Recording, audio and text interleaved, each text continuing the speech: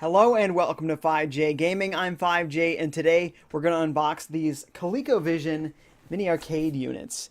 These are brand new arcades coming from ColecoVision, back in the game again, but based on the old 1980s tabletop arcades. As a kid, I always used to play my grandmother's Frogger tabletop arcade, and it was so much fun. But these are more modern. They're able to play newer things. This Robotech one is actually an adapted version of the GBA game.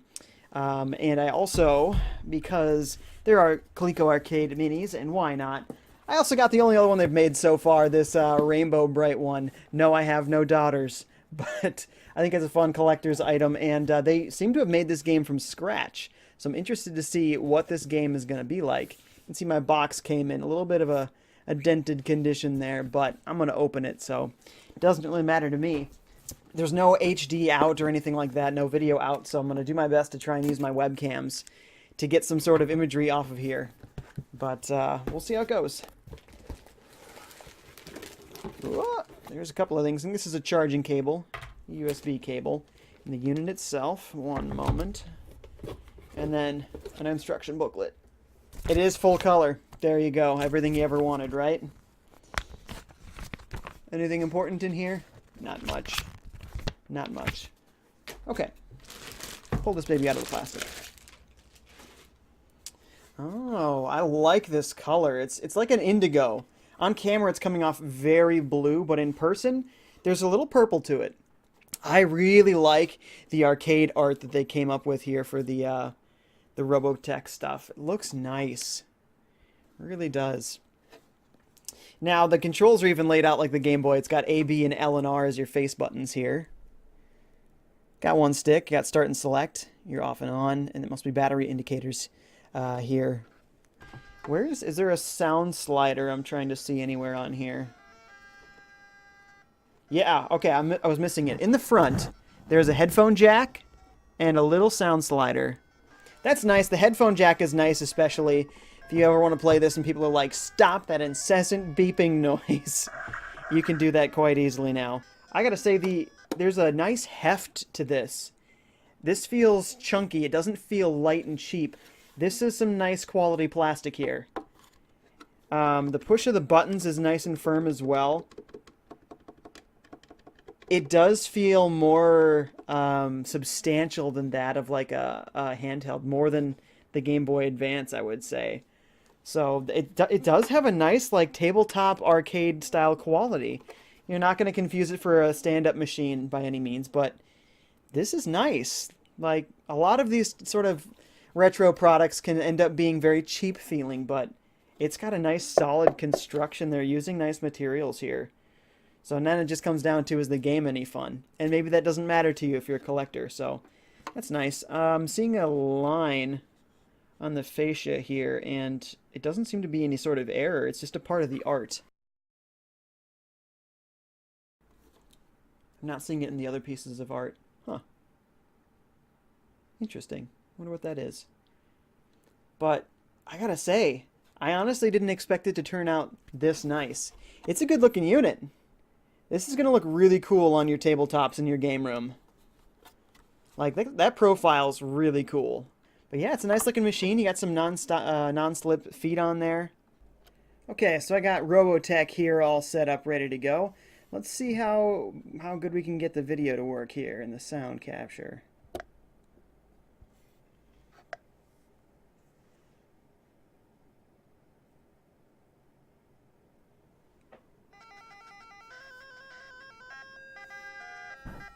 Now again, this is a Game Boy Advance game that they turned into a more arcade-like experience. Let's do it. Oh, interesting. It has co-op and versus play. Not sure how that works because I don't think there's any wireless in here, and there's definitely no GBA trading cable, so that might be something that they could have trimmed out. But who knows? Maybe I'm wrong about that. Maybe there is a way to do it. So it looks like you got these 5 characters at the start, and then another 5 or 6 characters. That might be a random pick at the back there, but yeah. It's a good number of characters. You gotta start off, though, with Rick Hunter, don't you? Let's get Rick Hunter out there. Booby trap, blah blah blah. Veritex, you know how it works. Save the Earth. Thanks, Captain Global. Alright. So you got these 4 different buttons here. A for shoot.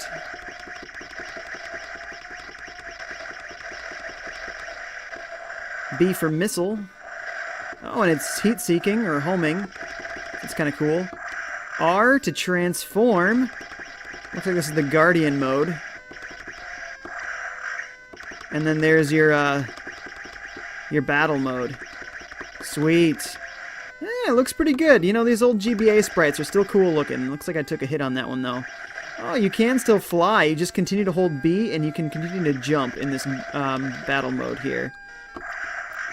Now we're back in Guardian mode. Let's see if B does something different for the Guardian mode. It doesn't. It's the same as the fighter mode, which is fine. Oh no! It's very quick to switch in between the 3 modes. I like that you have the 8 degrees of shooting here when you're in the battle mode. You can kind of hover down, but otherwise you can't really walk very quickly in this mode. You get a little something done. Looks like there's an upgrade there that I'm very actively trying not to be able to get, it seems. Oh, yeah. That's much better. Now, there is start and select. So you can pause. And select seems to do, at the moment, literally nothing. Getting hurt got rid of my nice upgrade. That's too bad. But I'm kind of more testing it out than I am playing it very seriously at the moment. But, you know, it's a pretty standard scrolling shooter, but with some of your favorite Robotech characters and suits. I think it's a really cool idea to use this as an arcade game, because it does feel very arcade game-like, right? Again, these buttons are nice and solid. The screen looks nice, but of course it is a GBA game, and so the resolution isn't amazing. This is bigger than the GBA screen used to be. So, I'm not exactly sure how the aspect ratio and all that stuff works out, but you can kind of judge for yourself. It looks a little bit better than what you're seeing here from the webcam, but it looks pretty good. I'm not sure exactly what I expected out of these minis, but I like this. This is solid. I could definitely see myself playing this as an arcade game and to show my friends, like, hey, look at these cool minis I have. So, I'm impressed. I like it. So, I mean, it has a very GBA feel, as it's going to, but not in a bad way. This is probably one of those games on GBA that maybe people didn't play so much, but maybe they should have. So, I gotta say, I'm enjoying this one. We'll see what we think of the Rainbow Brite one. And, of course, we've hardly scratched the surface. This is the first level. I'm obviously doing very terribly here because I'm just kind of horsing around. But I'm impressed. I mean, the joystick feels nice and solid. It's controlling well. The buttons have a very satisfying click to them. It's nice. It's a very solid little unit, and I can definitely see myself wasting some time on these babies.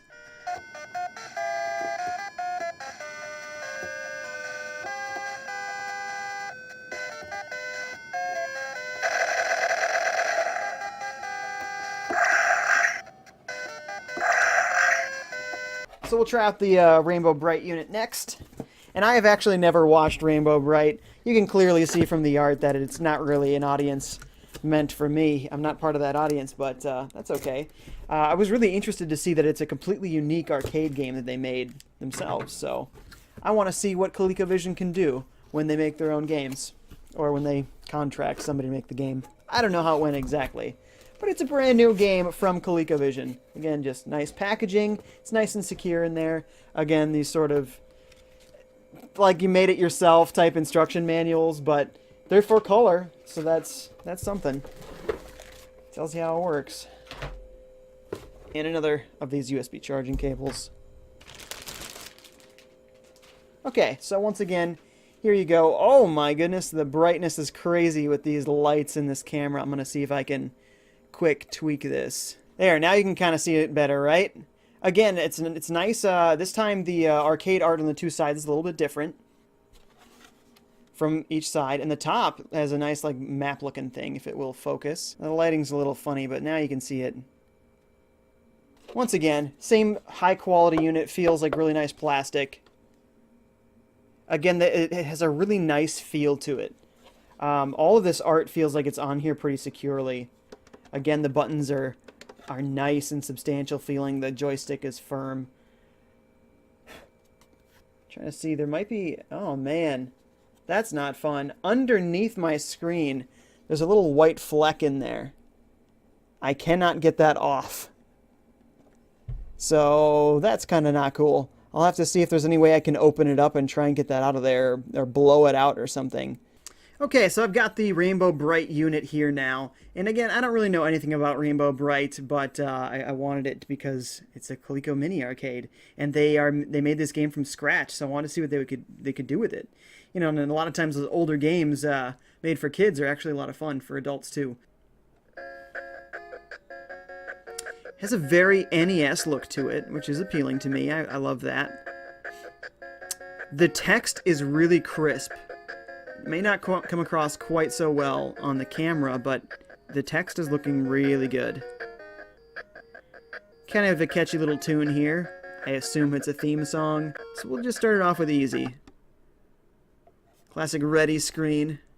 The dark forest sure is eerie, but Twink is nearby. I guess that's a character, huh? Find the star Sprinkle and Friend on each level to unlock the boss. Once you find your first Star Twinkle and Twink, press B to attack. So at the moment you can't attack. It looks like we're the little girl that you're seeing in the bottom left. So we gotta find a friend apparently named Twink, and that will apparently give you an ability that will allow you to attack. This has sort of a Star Tropics look to it. We collected a star of some sort. There's some frogs hopping around. Looks like some sort of centipede or some sort of creepy crawly. Looks to be a bird of some sort. Again, it looks very crisp. It has a really appealing look to it. And is very authentically NES. A little scant on you know, details and creatures here, but it is a game aimed towards children. Ooh, I like this song. It actually kind of has a Pokemon feel to the soundtrack there. Like you're in Lavender Town or something. A little creepy to it. Which I don't expect for a game that looks so happy. But yeah, it has this sort of dark feel to everything.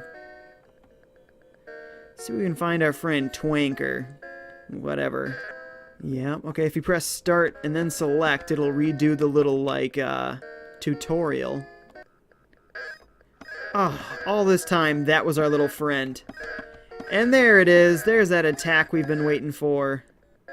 Now, let's unleash it on somebody. Those guys don't seem to be affected, so not exactly sure. There we go. Oh, and his dead oh, he's, like, stunned. I thought his dead carcass was sitting on screen. I was like, dang, is this really a kids show thing? Just for fun. Ha! Little payback.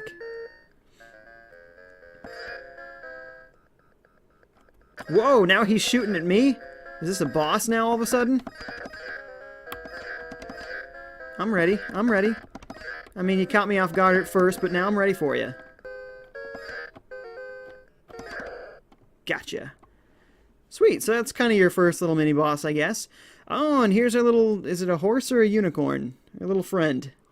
The mountain pass is chilly. Be on the lookout for Rainbow Brite's magical flying horse, Starlight. Be careful of the lightning bolts. Rainbow Brite will need to be brave to combat the giant centipede, throwing green fireballs.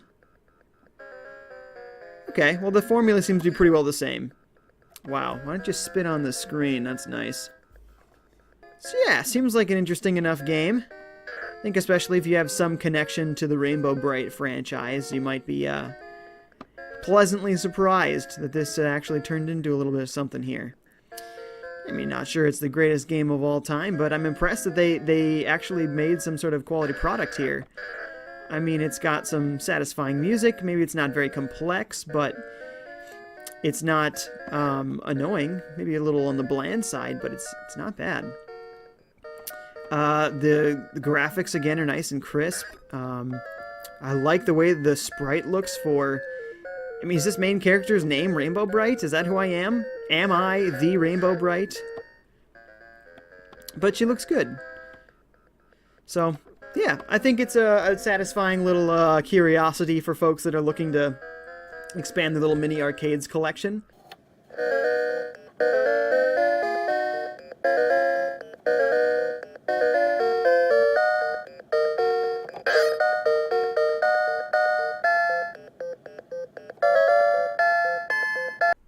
So that was just a quick look at these little mini arcade cabinets from ColecoVision. I was a Kickstarter backer, and if you're watching this, there's a good chance you were too. It's cool. I'm impressed with the quality of these cabinets, and I'm really looking forward to seeing what other games they're going to put on these, because they are really going to look nice on a shelf. And so far, the quality of the games has been really nice. So look forward to yours when it comes shortly. I happen to have bought both, and the folks who bought both get theirs quicker than the rest due to some production issues. But have no fear. Looks like they turned out to be pretty sweet. So look forward to your box, and hopefully these will also be hitting store shelves sometime later this year. So thanks for coming, guys. See ya.